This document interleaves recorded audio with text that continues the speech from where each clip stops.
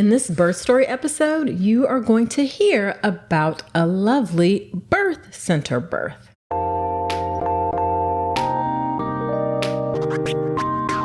Welcome to the All About Pregnancy and Birth podcast. If you're having a baby in the hospital, you are giving birth in a system that too often takes away power from women over what happens in their own bodies. I'm Dr. Nicole Calloway Rankins, a practicing board-certified OBGYN who's had the privilege of helping well over 1,000 babies into this world. I've been a doctor for over 20 years, and I'm here to help you take back your power, advocate for yourself, and have the beautiful pregnancy and birth that you deserve. This podcast is for educational purposes only, and it's not a substitute for medical advice. Check out the full disclaimer at drnicolerankins.com/disclaimer. Now let's get to it. Hey, quick note before the episode. If you've been listening and thinking, okay, but how do I actually get ready for birth? I've got something coming for you. It's the Birth with Power Pathway, and it's my new updated online birth course launching this May. I'll walk you through a step-by-step plan to get you calm, confident, and empowered. Get on my email list at drnicolerankins.com/email so you don't miss it. Hello there. Welcome to another episode of the podcast. This is episode number 267. Whether this is your first time listening or you've listened before, thank you for spending some of your time with me today. In this birth story episode, we have Katie. Katie lives on a ranch in Northern California with her husband Connor, her daughter Rowan, and son Elias.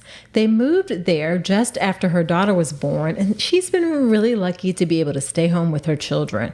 Prior to having kids, she worked in early childhood education with a focus on nature-based and outdoor education. We're going to hear about Katie's second birth. She calls it an amazing birth experience, night and day from her first. Her first birth experience was the standard hospital birth, a group of OBs, an epidural, and it wasn't until she got pregnant with her second baby that she really began to process her first birth. Her first labor and birth were fine, but this time she wanted a more supportive, intimate, and holistic prenatal experience, so she chose to give birth at a private birth center with a group of amazing midwives.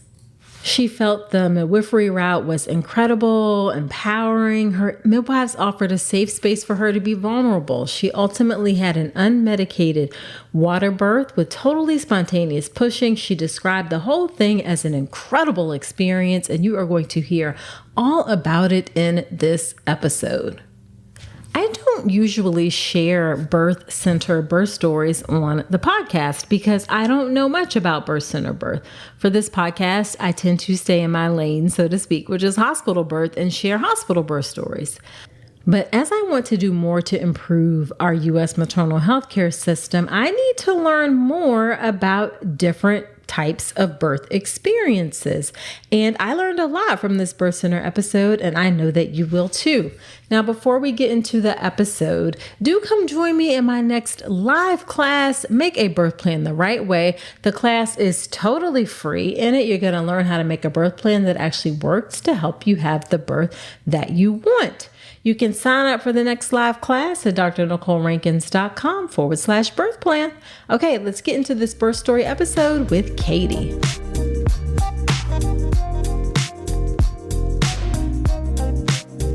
Thank you so much, Katie, for agreeing to come onto the podcast. I'm excited to have you share your story. This is going to be a little bit different because you actually didn't give birth in the hospital, but we're getting to all those details in a minute. Yeah, thank you so much for having me. I'm super excited. I listened to your podcast throughout both of my pregnancies, so I'm excited to be here. Well, thank you. I appreciate that. So why don't you start off by telling us a bit about yourself and your family? Sure. My name is Katie, and I live up on the northern coast of California in Humboldt County with my husband, Connor, and our two littles, Rowan, my daughter is 2.5, and my son, Elias, is just about to be 6 months old. Okay.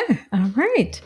And do you work at all, or are you, or I should say outside of the home? Yeah, no, I'm actually home with the kids now, but I was in early childhood education for years. And so, and I actually was sort of focused on nature-based outdoor education, and moving up here is it's redwoods, beach, Yeah. ocean, beautiful. So it's kind of fun to raise my kids in this area. Oh, yeah, that's pretty cool. Yeah. That's pretty cool. And I always have a soft spot in my heart for people who are in education, because I know from my mom being a teacher for 50 years, my sisters are both educators. It's a tough spot to be in. It is. Yeah. Yeah. So love to, yeah. It's challenging to say the least. All right. But why don't we start off this, like I said, this is going to be a little bit of a different birth story, because this is about your second birth, and you gave birth in a birth center for that birth. Yes. But in order to understand how you got to that, then let's tell us a little bit about what happened with your first birth. Sure. So my first birth, I would say, was just a very standard hospital birth. My prenatal care was through an OB practice. There were 5 OBs sort of rotating, throughout my pregnancy, and I would see someone different each time. And then the birth was, aside from giving birth, it was nothing super exciting. We went to the hospital. I ended up getting an epidural, had pushed for an hour. The baby was super healthy. The labor and delivery nurses were wonderful. I guess it was just kind of somewhat predictable. There was nothing traumatic about it or anything like that, but it was just kind of what you would think of when you think of a sort of a standard hospital birth. Okay. So it's not that anybody was mean or you had any challenges or difficulties? No, I will say I didn't really start processing my first birth until I got pregnant again with my son. And I mean, until I got pregnant again with my son, I really loved my prenatal care, and I loved my hospital birth. I just sort of started thinking more about, well, what was missing there, and kind of what I really wanted. And I had realized that there were moments I started remembering, like I really wanted to chat with my doctor about my birth preferences. And there was something inside me that was just really intimidated to do so. I remember I had a doula for my first birth. Okay.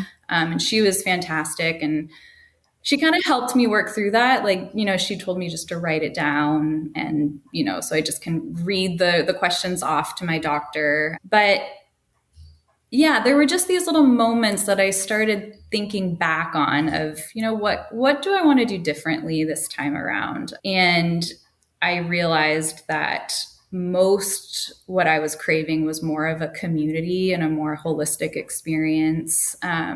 It was we were still somewhat in the COVID guidelines. So my husband couldn't come to any of the ultrasounds. So he was sort of left out of the loop there.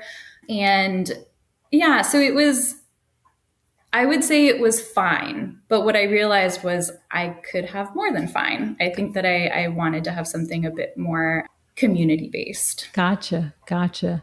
And by community, did you mean community of other pregnant women, or community, or just feeling like there was more connection with your prenatal care provider? What do you mean by community? Yeah, more connection with my prenatal care provider, more, I think more just kind of tapping into the emotional side of this, of just this big journey of pregnancy and birth, and, bringing my husband along and really making him feel part of it, like we're doing this together.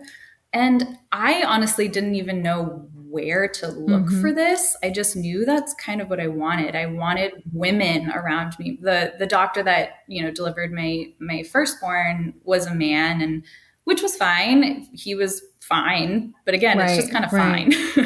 I really wanted something that, just felt very, I was craving that sort of more of excitement and really getting into the true experience and how you're feeling and what you truly want for this experience. Because I would say with my first birth, it almost felt like you gave birth and that was it. And I kind of just wanted it to be a little bit more magical, I guess, is what I was kind of looking for. Okay.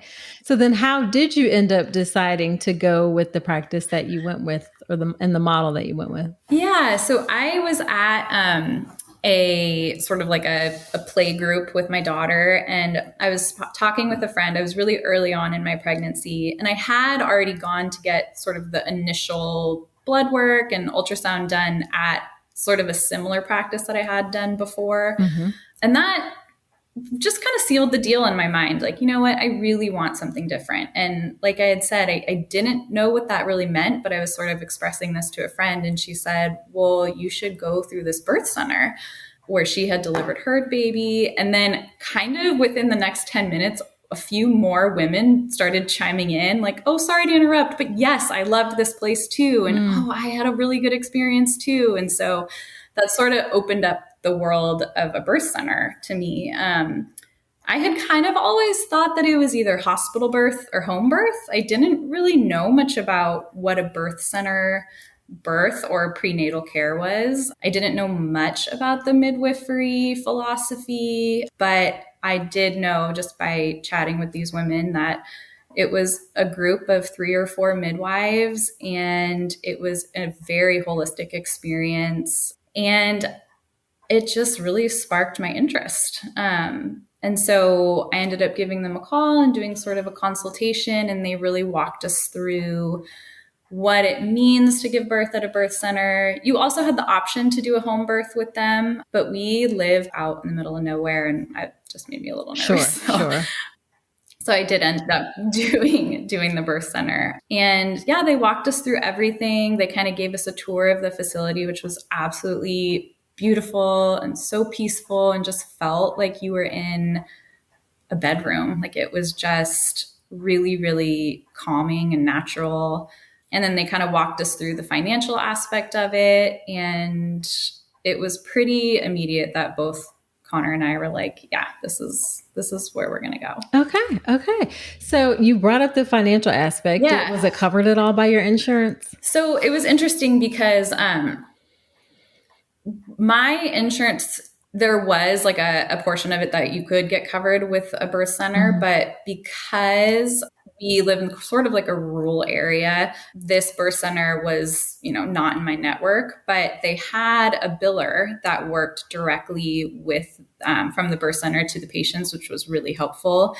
And she basically said, well, this is the only birth center in this region, so you can apply for what they call as a gap claim that basically says, hey, there's no other option. So they allowed us to do the in-network sort of insurance plan. So I got about 60% of it covered, which was great. But it was kind of nice because we just paid everything up front and we just knew that was it. So that sort of took a lot of that insurance complication out of it. Sure. Well, that's nice that they helped you figure that out and how to figure out how to decrease the cost. Yeah. Well, and it's so confusing with all the insurance. It's so confusing. Like I've been a physician for 20 years. I don't understand it. Yeah.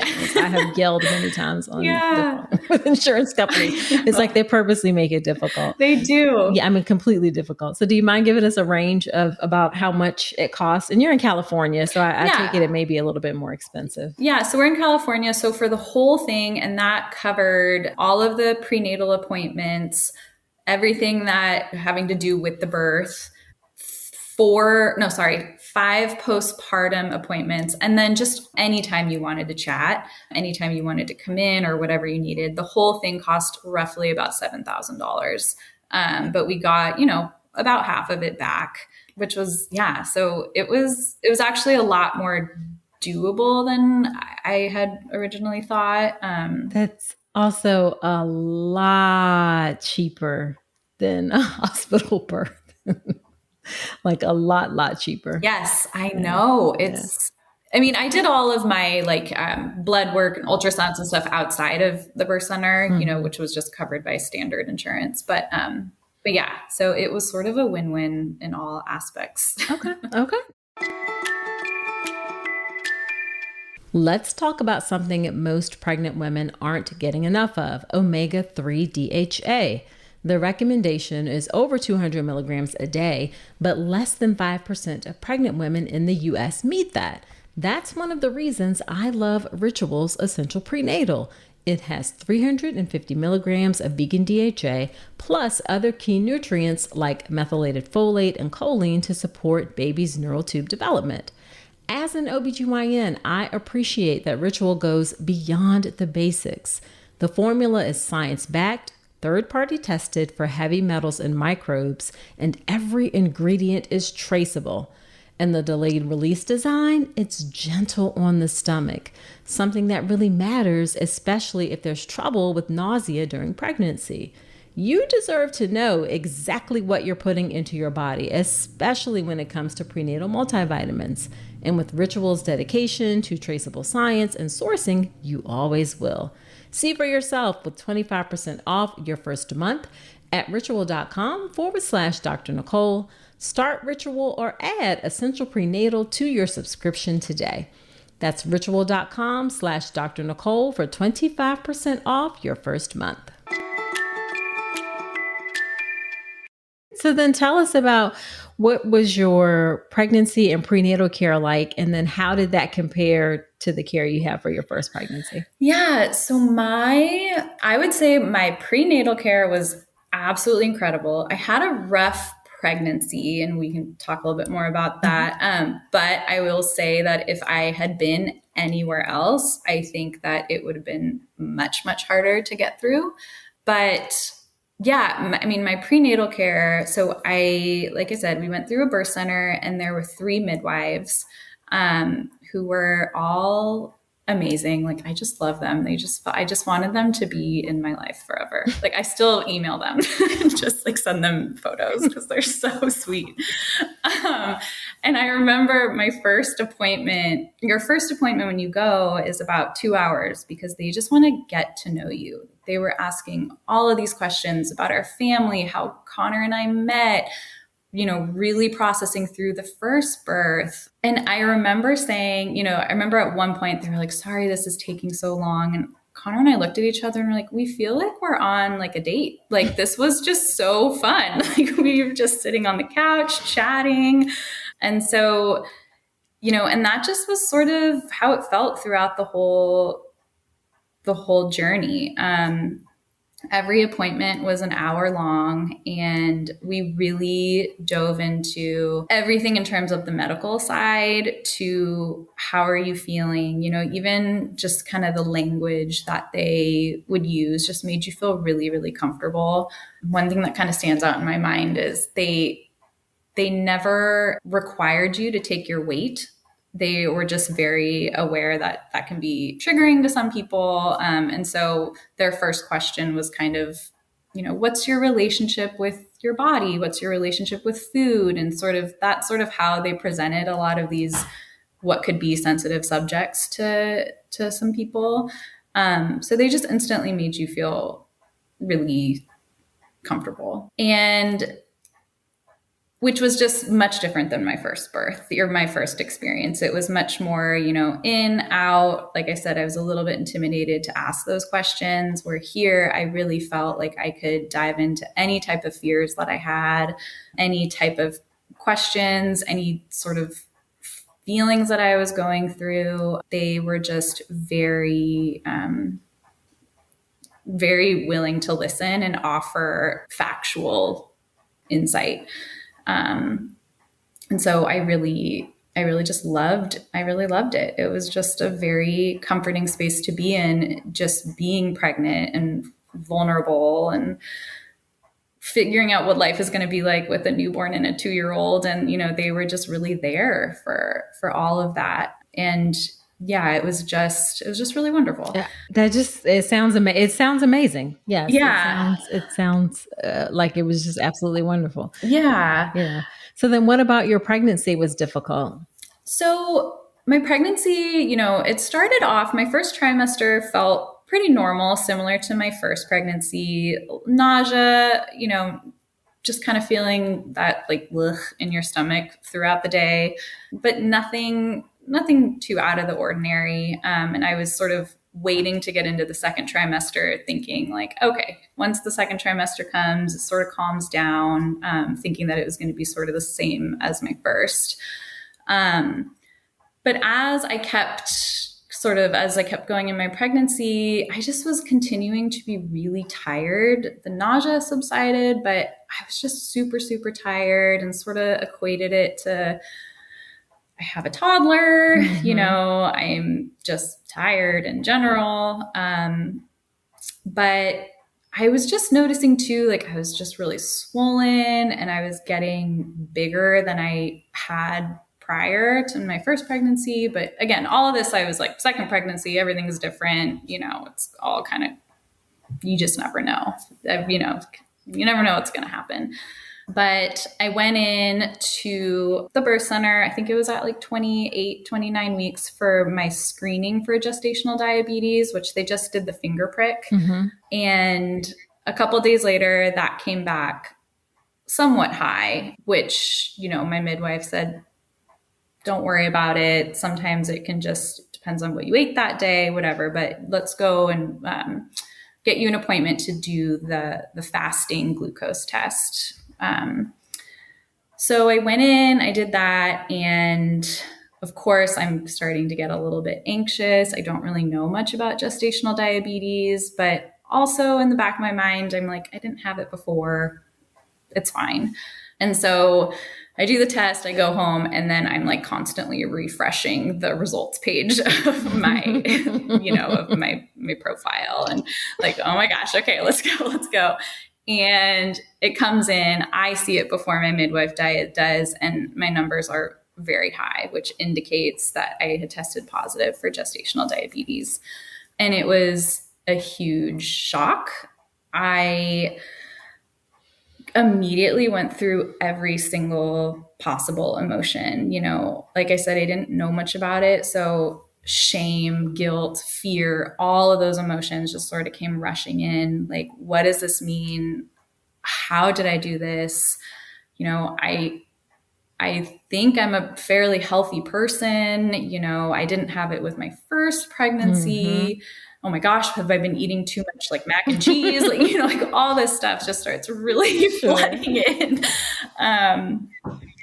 And I just go down the rabbit hole. I'm Googling everything, and all I'm seeing is the risks to yourself, the risks to your baby, hip dysplasia, 50% of women could end up having type 2 diabetes after birth, all of these sort of red flags. And I just really didn't know how to process it. And when you're not educated on something like this, you go to the worst. Sure. So I call my midwife and she sees the numbers and, she's very calm. She says, yes, they're high. And, this does indicate that you have gestational diabetes. Come in tomorrow and we'll figure out a plan. Don't go down the rabbit hole. And I was like, too late, but I'll stop. Yeah. Damage has been done. So my husband is I'm, just this emotional wreck. And he's very like, okay, let's figure out, let's make a spreadsheet. Let's put down all the stuff we need to buy for this diet. Let's do all this, really trying to fix the problem. And which is so sweet, but I'm just still in this state of like, we can't fix the problem. This is where I am. I'm so overwhelmed, so that night was a little bit, overwhelming. But the next day I went in and was immediately met with just, it's okay. My midwife gave me a hug. She looked at me. She's like, this sucks. I know this sucks, but it's fine. I promise you, we will get through this together. Let's go in. Let's talk. So we went into,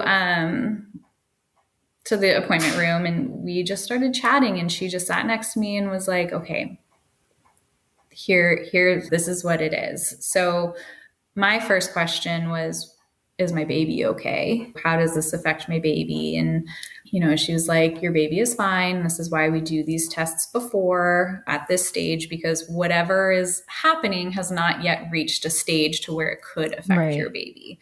So she just started going through the facts and how we're going to get through this. So basically from that day on throughout my pregnancy, I had to get a glucose monitor, and I pricked my finger 4 times a day. So I did a fasting when I woke up and then an hour after every meal.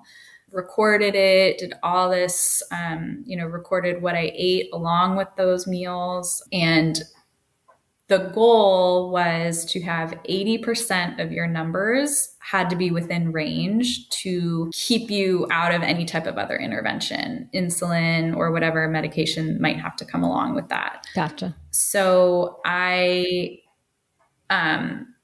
was really just at that moment, I was like, okay, we can do this. So I just decided I'm going to just get this under control. I'm going to do the diet. I'm going to exercise. This is just, I'm doing it. So basically from then on, it was, I cut out all sugars, all carbs, which is like in your third trimester, like all you want is a burger or not have to think about what you want to eat. You just want to grab and go. So it was challenging because, I really had to think the night before, what am I going to eat the next day? But in hindsight, it was a little bit of a blessing because I felt so much better once I started, going on this diet, and I started exercising 30 minutes a day. And within a couple of weeks, I just felt better. My swelling went down. My energy was back.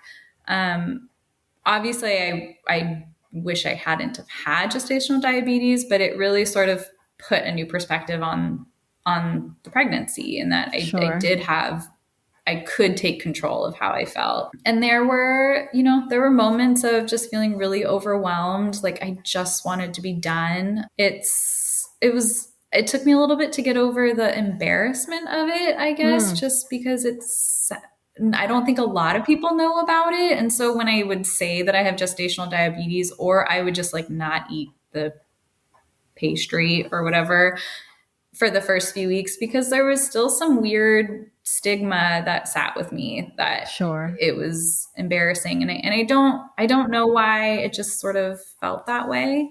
But the moments I would get overwhelmed, I remember my midwife telling me that, and this is good to know for anyone who goes through gestational diabetes, is if you have gestational diabetes and you have it under control through diet and exercise, you are no different than a pregnant woman who doesn't have gestational diabetes in terms of your risk. So as long as it's under control, diet and exercise, you really are okay. The baby is totally fine. So I just kind of kept that in the back of my mind, that if I could keep this under control, I'm no risk. I don't have a high risk pregnancy if I can really keep it under control. Definitely. And I take it you were able to continue you never had to get on medication. I never had to get on medication. Within the first, I think it was like maybe 8 weeks or so, I did the prick every 4 times a day. And then because my numbers were starting to show that, it was under control, I could kind of start cutting back on the finger prick. But, when we started chatting about it, she was like, for the first couple weeks, just experiment, because some people can eat rice and their blood sugars are fine. Some people it spikes. So she told me to kind of experiment with everything. But I was just, no, I went cold turkey and I cut everything that could potentially spike my sugars. I'm just going. Oh, well, I'm glad then. And I guess I should ask, if you needed to have medication, would you have had to not be at the birth center anymore? Yes. So that was another, sort of motivator for me to really try to keep it under control, is because that was a risk out factor. There are a few things that risked you out of the birth center, and that would have been one of them. And so that was a big motivation to, to try my best to stay under control. Sure. Okay. All right. So let's talk then about your birth. Was there anything that you felt like I should say, what did you do to prepare for your birth? Or did you even feel like you had to do anything to prepare? Yeah, no, I did. I when I listened to a lot of visualizations and meditations on this app called Gentle Birth. It was super, super helpful. It was really, I had sort of read the hypnobirthing book, but for some reason it never really clicked with me. I couldn't really use those visualizations. I felt they were just a little complicated. But this app was really wonderful because it went through visualizations for contractions, visualizations for actually pushing, how to breathe during this time, how to, all these different sort of opportunities to take a moment and relax. And so that was a really good app that I used. I went to pelvic floor therapy this time around, which was really, really helpful. Yeah, I had a little bit of prolapse from my first birth. And so that was something that I really wanted to work on and make sure that, everything was strong and I sort of knew what was going on. So that was super, super helpful for my prenatal. And then I also went to a prenatal lactation consultant, which didn't really prepare me for the birth itself, but we got on a plan for like immediately after and sort of what I could do before giving birth to sort of help my supply. I had trouble with my first nursing. And so that was something that was really important to me. Gotcha. All of that makes perfect sense. And then of course, listening to your podcast. Yeah. Well, awesome. So was there anything that you particularly wanted for your birth? Yeah, I wanted, like I had said, I wanted just women around me. That was really important to me. I wanted my mom there. She wasn't able to be there for the first. I wanted to catch my baby. That was a big thing. I wanted a water birth and I wanted to be able to catch my baby. And, just sort of, I wanted the delayed cord clamping and the skin to skin. Yeah. Which is all standard practice in midwifery care. And I think, I just wanted to feel held, I guess. Yeah, absolutely. And I wanted an unmedicated, but that also was just the, I wanted unmedicated, but that also was like, you had to have unmedicated when you give birth at the birth center. So. Yeah, you don't really have a choice in the birth center. And I should ask, did you want unmedicated for your first? Yeah. And then that didn't happen, or? I did want. Yeah, I wanted an unmedicated for my first birth. But I just ended up, I think around 7 or 8 centimeters. I was like, I'm ready for the epidural, and I got the epidural. And I will say, as much as I wanted an unmedicated birth, and that did play into the birth center a little bit, it wasn't why I chose the birth center. It was actually, I wanted more of that, like I had said, that sort of holistic, women-driven sort of feeling. And the unmedicated aspect of it just sort of came along with it. I was kind of fearful of it. I didn't do it for my first birth. And a lot of this sort of throughout my prenatal was preparing for that and just trusting that I can do it and that, the people around me are going to support me through that. Yeah.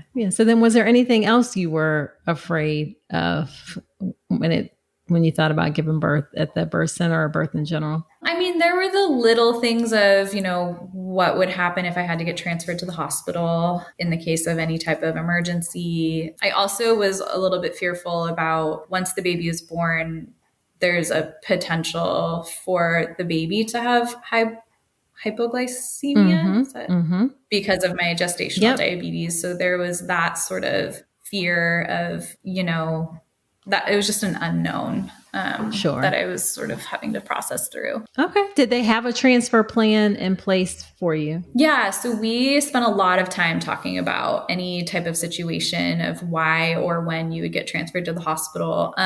They were very clear that, they were like, we have no ego in this. We are very, very, we are constantly checking. If we see anything that makes it seem like you should be at a hospital or getting a different type of support, we take you. They're like, we can really count in 30 years how many times we've actually had to call the ambulance because they're just so in tune and really, really making sure that it doesn't get to that point.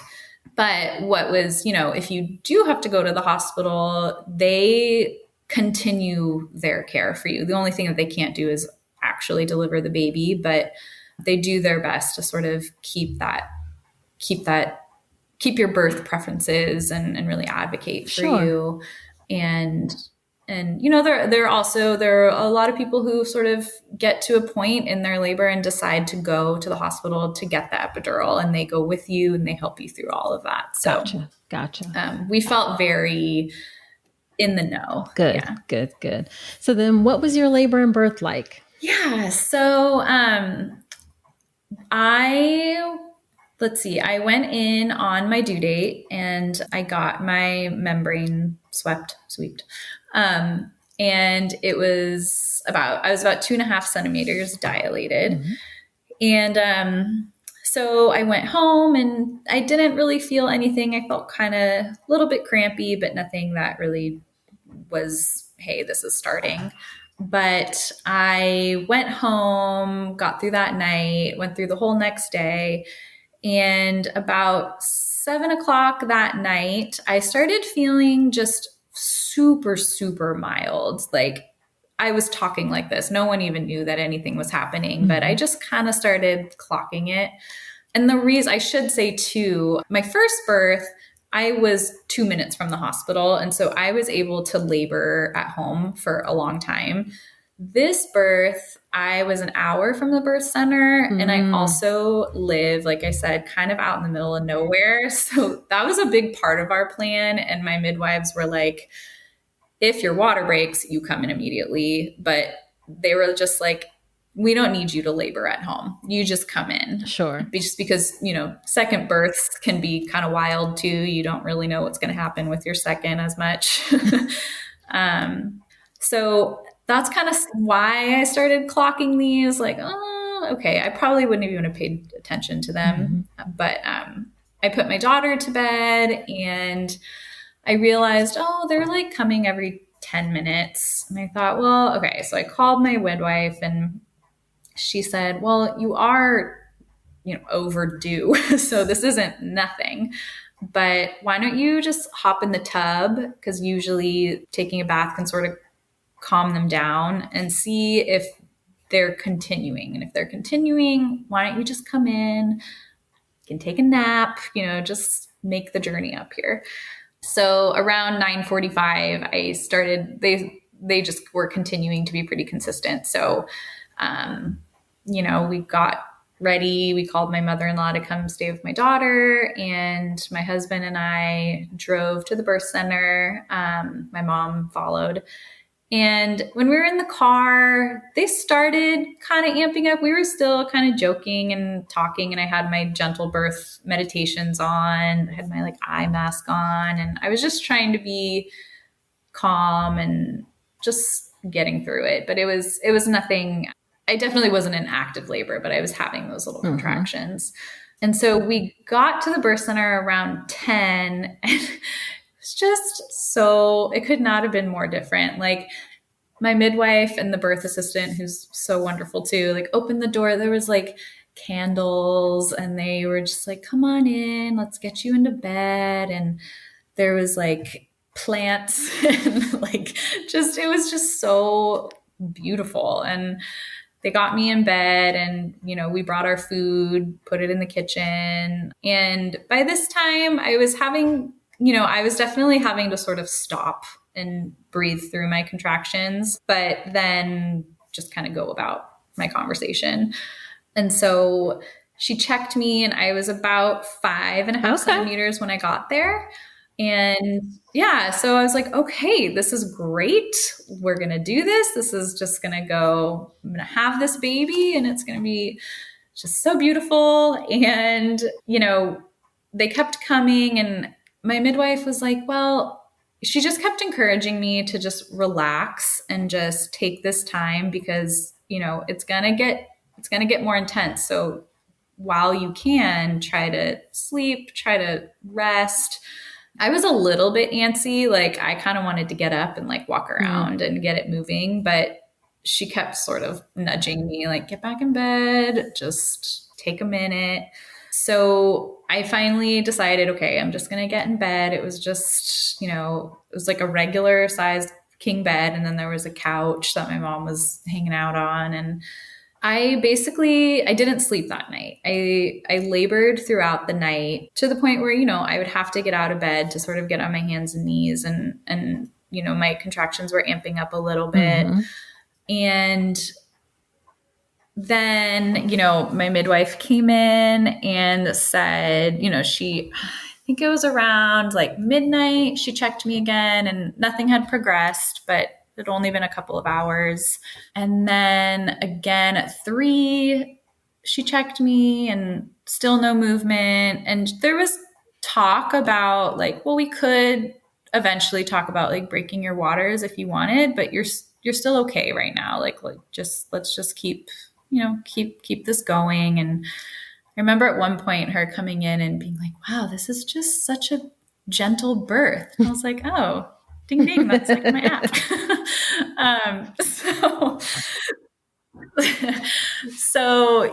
it kind of kept going that way. Like I would sort of be able to sleep and then I would get up and I would have a contraction and rest again. And then around 6 a.m., my other midwife came. So the one that was there could go home. And, she was like, it sounds like you haven't really slept. I was like, no. So she gave me a little like sleep tincture. It was just different, like essential, I'm not really sure what it was, but herbs and stuff like that. And I was able to fall asleep for about 45 minutes. And when I woke up, I was like, wow, that was great. I don't remember if I had a contraction. Maybe I did. I couldn't remember. And we just started talking. And then I started realizing like, oh, I haven't had a contraction for a little while, like maybe 15 minutes. And then it was like every 20 minutes I would have one, and then every 30 minutes, and then it would like come and then it would fade away, and it would come and it would fade away. And and she was like, I'm noticing that you're not really having as many sensations. And so she gave me another tincture, which is like, was supposed to sort of help induce contractions, another kind of set of herbs, and it tasted really horrible. But, I took it and it kind of sort of helped. I had another one, but it just like, it's basically my labor stopped. Like it just stopped. And I had been laboring all night. So I was just, okay, didn't really know what was going on. And she said, well, why don't you, you're still fine. I don't want to break your water because there's no reason to. And once we break your water, you're sort of on this time frame of more potential for intervention and all of that. And so she said, why don't you guys go for a walk, go get some food. So my husband and I, got our stuff and went for a walk around the block, and I had a few contractions, got some food, came back. She checked me and I was still 5.5 centimeters. I hadn't progressed at all from 10 p.m. the night before, and it was now noon the next day. And I was just like filled with like, what have I been doing the last 12 hours? Like what was that all for? I'm so tired. And she said again, she's like, she consulted with the other midwife. It's like, we really just don't think it's a good idea to break your water because, you're okay. Which is so different than the hospital, because at that point I probably would have been given some sort of like maybe Pitocin or something to really amp up the contractions and get going. So that was a big difference between those two philosophies. And I so we started talking about the options that we had. And she was like, you're technically not in labor right now. Like, you have not had a contraction in a long time. You're not progressing. So maybe you want to go home. And I was like, I can't go home. We're an hour away. Right. The last thing I want to do is come back in active labor. So there was a hotel next door, and we thought, okay, I guess we'll just check into the hotel and come back when, my contractions are about 5 minutes apart. And we told my mom, go ahead and go home. And when my midwife walked out of the room, she was going to go make another call. I just lost it. Like, I just started crying and was like, it was just this huge flood of just exhaustion and frustration. And just like, I didn't want to be away from my daughter any longer than I thought. And I just, all of this, sleep deprivation, I just, like, a flood of emotions, and just sort of broke down. And my midwife came back in and was like, okay, I'll discharge you, but why don't you just stay here? You're the only person here, take a nap. You're in a space that you've already sort of made comfortable. You don't have to move, just take a nap. And when you wake up, then let's think of a plan. And that was really helpful, because I think just the thought of, like, packing up and leaving at that point was just really overwhelming. And so I got in bed, and after this, like, gush of emotion, and I think that was at, like, maybe around noon. And by 1:30, I was like, oh, okay. So they started coming on a little bit. I remember getting out of bed and, like, okay, these are much stronger. I think it was just this release of emotion that really sort of kicked my body into gear. Sure. And I remember at one point, finally, my midwife came in and was like, wow, those sound good. Like, just so positive. Like, those sound great. Those are so different. And I'm like, yeah, they sound really good. So my husband kind of, like, secretly started timing them. And I mean, within 20 minutes, they were going. Like, it just started, like, I was on my hands and knees moaning, just like we were going for it. And I remember being like, call my mom, get her back here. Right. And so my poor mom had driven like an hour, and then basically had enough time to, like, I don't know, drink some water, and like, had to come turn around. But I remember at one point, so at the birth center too, you had the option to use nitrous oxide. Okay. Which I wasn't sure if I was going to use it or not. You have to sign a waiver. So I had signed the waiver just in case. And I remember at one point being like, I want to try it. And so they brought it in, and I basically, so if, with nitrous oxide, you have to breathe in through the mask, and then you have to breathe out through the mask, so the fumes don't get everyone else all loopy.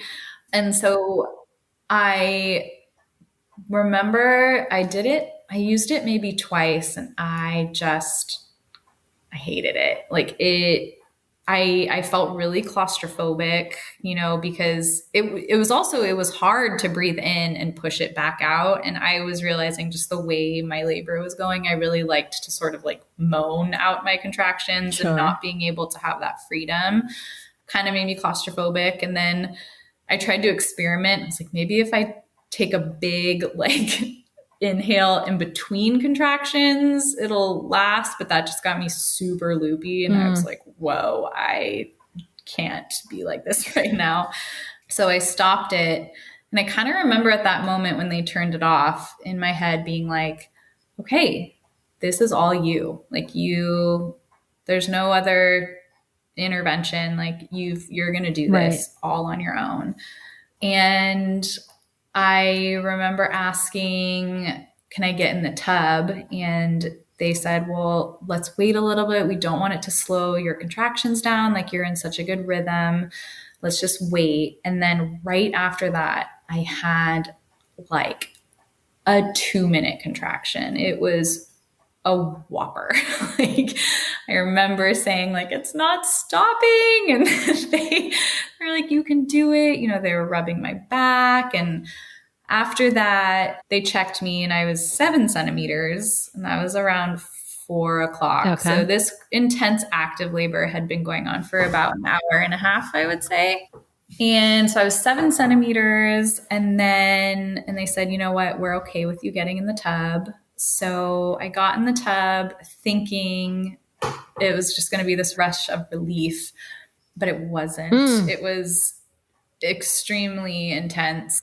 And I remember just feeling like I just couldn't find my footing, but I really was thought back. I remember the state of mind of like, you have to go back to your breathing. Go back to your breathing. You're going to get through this. Inhale, exhale. And I had told my husband, you know, that's what I want from you. I want you to look at me and snap me out of those moments of if I, you know, any type of feeling of defeat. And he was really great and would see those moments and just look at me and just not say anything, but just sort of breathe with me. And I remember at one point just kind of saying like, I think I'm going to collapse. And my midwife was just so calm and matter of fact. And she just said, you're not going to collapse. And it just really was what I needed to hear. And then all of a sudden, like it was totally spontaneous. I just was like, oh my gosh, I'm pushing. I just started spontaneously pushing. Okay. I had no control over it. It was such an interesting, crazy experience. And I just like, it's like completely out of body. Right. And I was on my hands and knees in the water. And this was at 4:35. I started pushing and then it would stop and I would just it was just silent in the room. Like that's what another thing that was so different is everyone was so hands off. Like in a positive way. Sure. Like I was just on my own. It was like me and my baby. This was our deal. Like we were going to do this together. And then all of a sudden I started pushing again. And I remember just thinking like, oh my gosh, I couldn't stop it because it was just my body was just doing everything on its own. And then his head popped out and no one noticed. So it was like his head's out. Right. And my midwife was like, okay, do you want to still catch the baby? Do you want to still catch him? And I said, yeah. So she sort of helped me position myself. She called it kind of like a runner's pose. Like, you know, when you're getting ready for a race, like you're on one knee and then you're kind of balancing on your tiptoe on the other one. Right. And I got in position and it was one more push and he just floated up and I just caught him. And that was at 4:45. So I pushed for 10 minutes.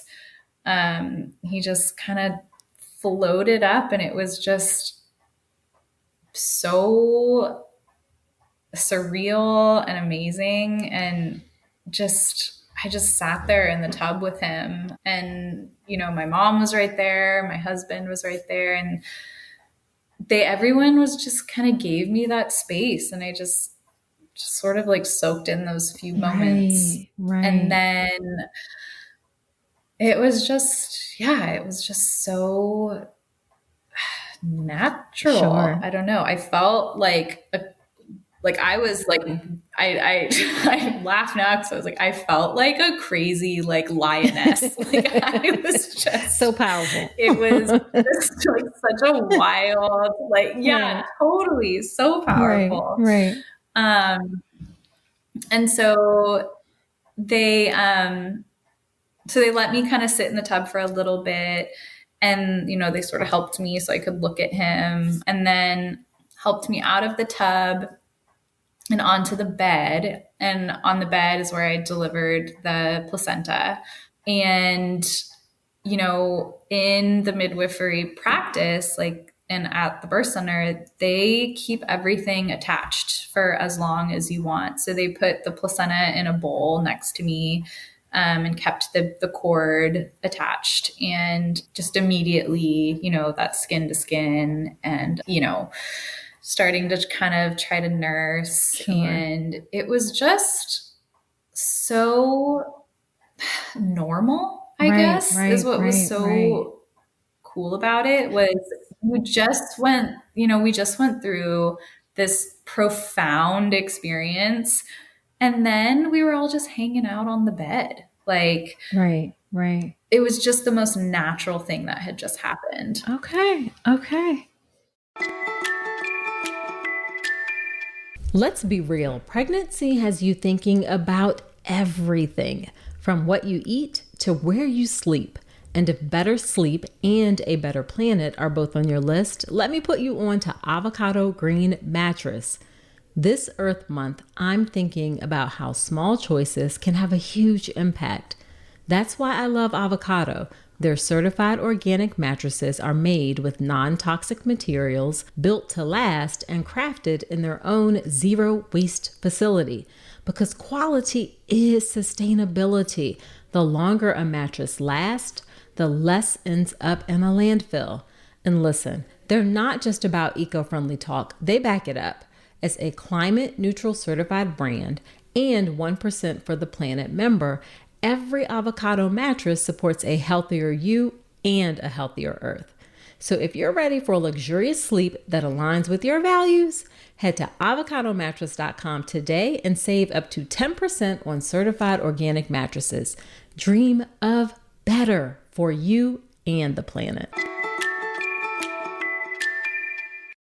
Did you ever at all, and this is like random, did you ever at all have any concerns about being in the water and then like bodily fluids in the water or blood or anything like that? Like, did that even cross your mind? I mean, it didn't cross my mind while I was doing it, but definitely before. I was like, oh God, what if, I'm probably going to poop. It's like, just so, and I kind of had to tell my husband that, like, I don't know what this is going to look like afterwards.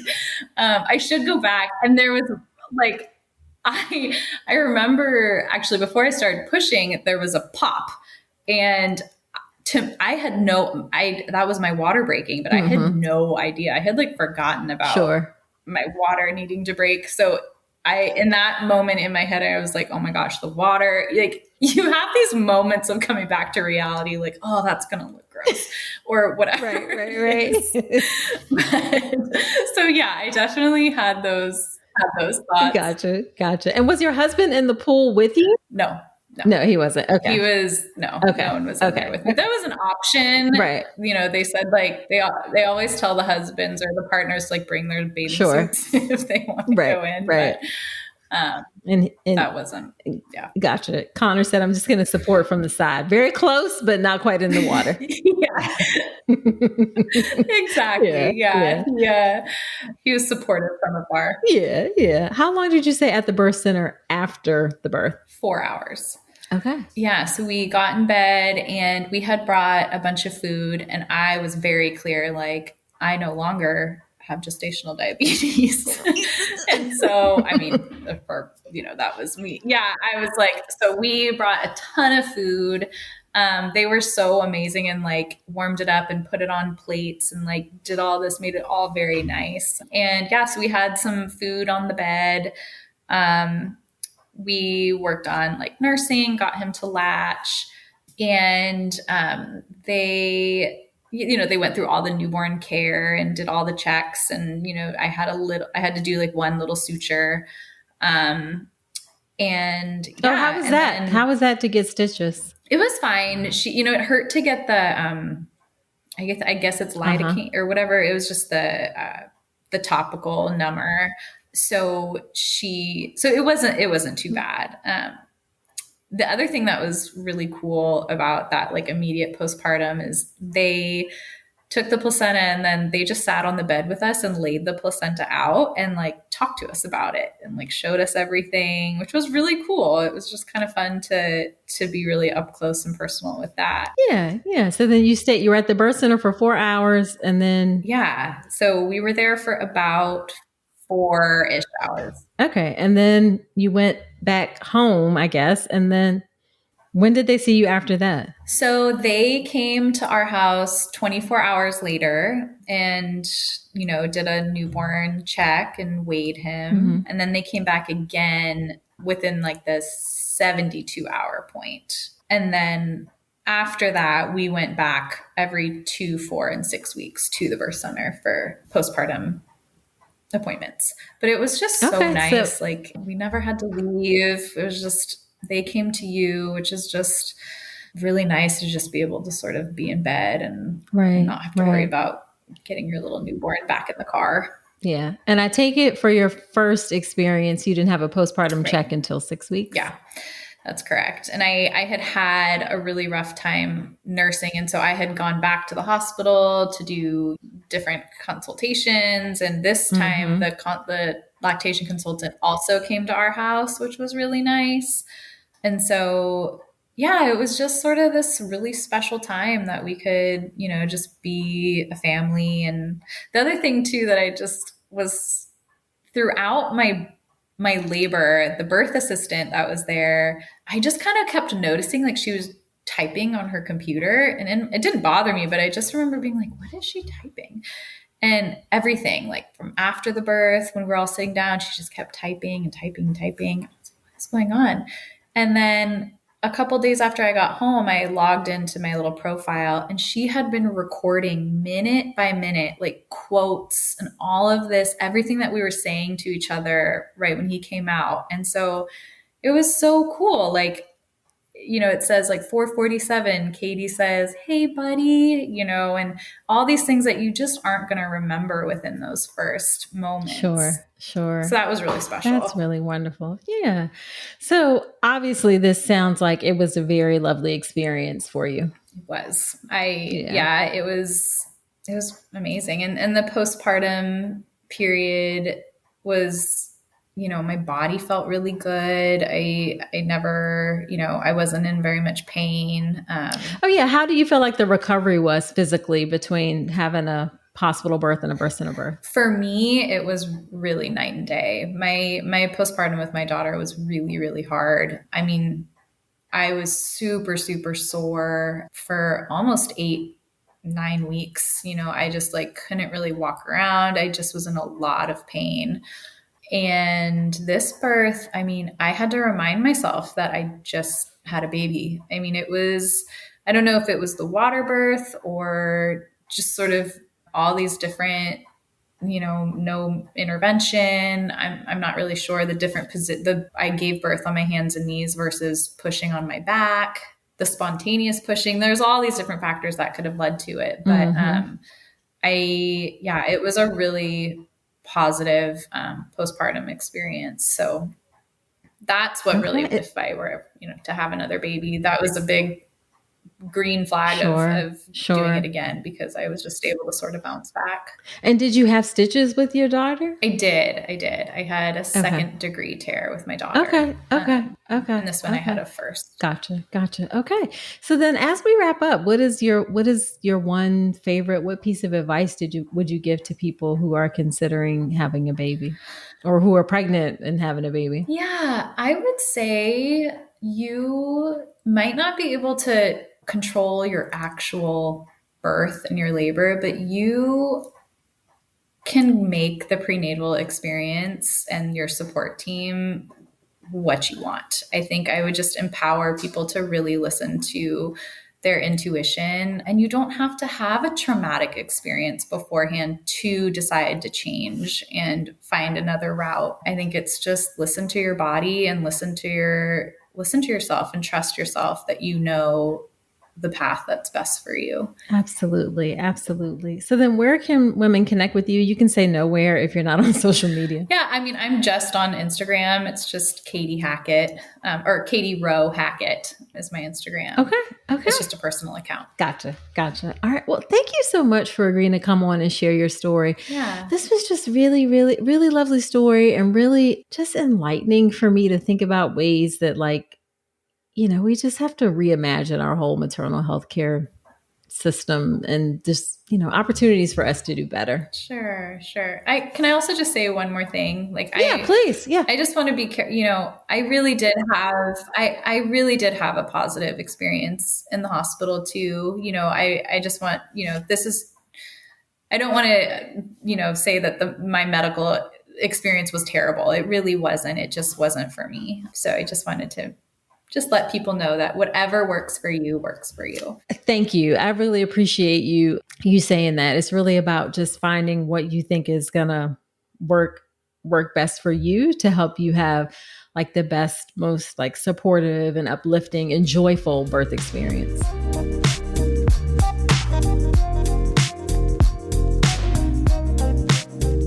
Wasn't that a great episode? I appreciate Katie coming on to share her birth center birth experience, and I hope you enjoyed it. Now, after every episode when I have a guest on, I do something called Dr. Nicole's Notes, where I talk about my top takeaways and thoughts from the conversation. Here are my Dr. Nicole's Notes from my conversation with Katie. The first one is that birth should be more than just fine. She said her first birth experience was perfectly okay. There wasn't anything that was particularly terrible about it, but it just wasn't that holistic experience that she was looking for. And so often, I think in the U.S. maternal health care system, we look at outcomes for birth. If the mom is alive and baby is alive, then it's okay, great. And we really should look for more than that. People deserve to have more than just a fine experience. We want people to have a great experience. Just coming out of birth physically alive is the absolute bare minimum. We can and must do better than that. Now, along with that is that we have to look at ways to create connection for everyone giving birth. Not everyone is going to be able to give birth in a birth center. There are also going to be instances where you may see different providers during your birth. I mean, the way birth is set up now, very often you're not going to have met the doctor who is there for your birth. And I know that it's, more ideal if you can see the same person during your pregnancy and they're going to be there for your birth, but that's just not the reality of the way it is. I believe that we can create those connections even in the short term. I do that all the time as an OB hospitalist when I come in and meet people just during their birth experience. It does take some work and some challenges, but we have to look at ways to create that connection for everyone giving birth so that they all have that great birth experience.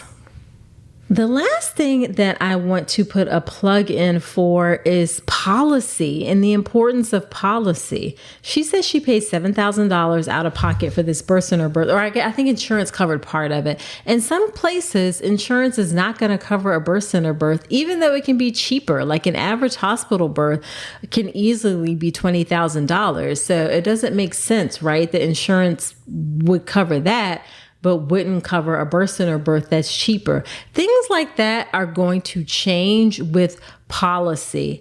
And that means you have to pay attention to what's going on in the law and in the government, both in the federal level and your state level, about policies related to maternal health.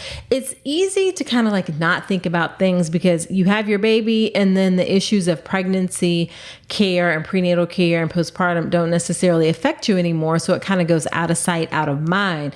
And I would challenge everyone that we're all going to have to step up and get involved in order to help bring about that change. Now, obviously, we can't all be involved in every single thing, but pick something that is important to you And maybe that thing is maternal health. Follow that, pay attention to it, invest some bit of time, maybe even money in candidates who support the things that are important to you, because it is policy that will ultimately help move the needle for things. The government shouldn't be involved in making choices and decisions for us, but the government should help expand the options that are available to us and help us to have equitable access to options. So that's where policy can really, really be important. Okay, so there you have it. Please share this podcast with a friend. Also subscribe to the podcast wherever you're listening to me right now. Leave me a review on Apple Podcast. I'd love to hear what you think about the show, or you can shoot me a DM on Instagram and let me know what you think about the show as well. I'm on Instagram at Dr. Nicole Rankins. Do come join me in my live birth plan class. Make a birth plan the right way. Sign up for the next live class at drnicolerankins.com/birth plan. So that's it for this episode. Do come on back next week and remember that you deserve a beautiful pregnancy and birth.